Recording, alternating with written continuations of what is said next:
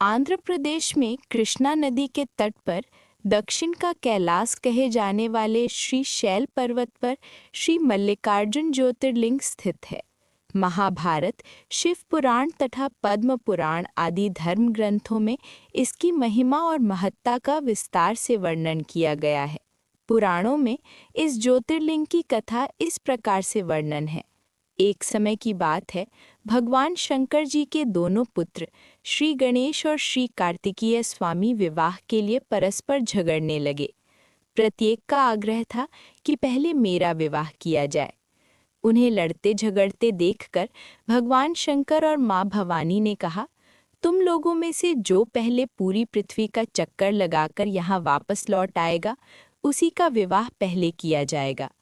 माता पिता की ये बात सुनकर श्री कार्तिकेय स्वामी तो अपने वाहन मयूर पर विराजित हो तुरंत पृथ्वी प्रदक्षिणा के लिए दौड़ पड़े। लेकिन गणेश जी के लिए तो ये कार्य बड़ा ही कठिन था। एक तो उनकी काया स्थूल थी, दूसरे उनका वाहन भी मूषक चूहा था। भला वे दौड़ में स्वामी कार्तिकेय की बराबरी किस प्रकार कर पाते। लेकिन उनकी काया जितनी स्थूल थी, बुद्धि उसी के अनुपात में सूक्ष्म और तीक्ष्ण थी। उन्होंने अविलंब पृथ्वी की परिक्रमा का एक सुगम उपाय खोज निकाला। सामने बैठे माता पिता का पूजन करने के पश्चात उनकी 7 प्रदक्षिणाएं करके उन्होंने पृथ्वी प्रदक्षिणा का कार्य पूरा कर लिया। उनका ये कार्य शास्त्रानुमोदित था। पूरी पृथ्वी का चक्कर लगाकर स्वामी कार्तिकेय जब तक लौटे, तब तक गणेश जी का सिद्धि और बुद्धि नाम वाली 2 कन्याओं के साथ विवाह हो चुका था और उन्हें क्षेम तथा लाभ नामक 2 पुत्र भी प्राप्त हो चुके थे।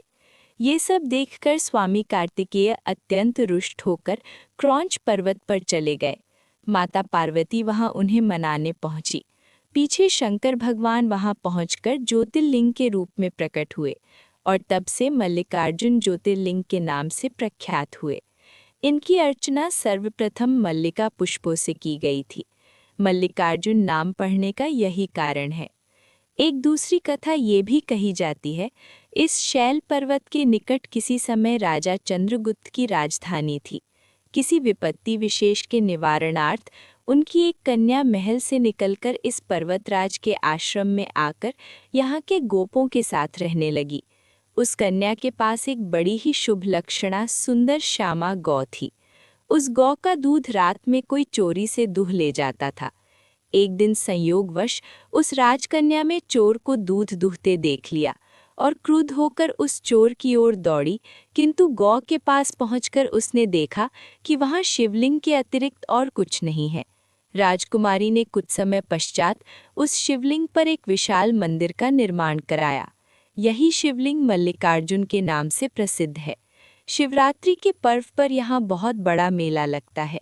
इस मल्लिकार्जुन शिवलिंग का दर्शन, पूजन एवं अर्चन करने वाले भक्तों की सभी सात्विक मनोकामनाएं पूर्ण हो जाती हैं। उनकी भगवान शिव के चरणों में स्थिर प्रीति हो जाती है। दैहिक, दैविक, भौतिक सभी प्रकार की बाधाओं से वे मुक्त हो जाते हैं।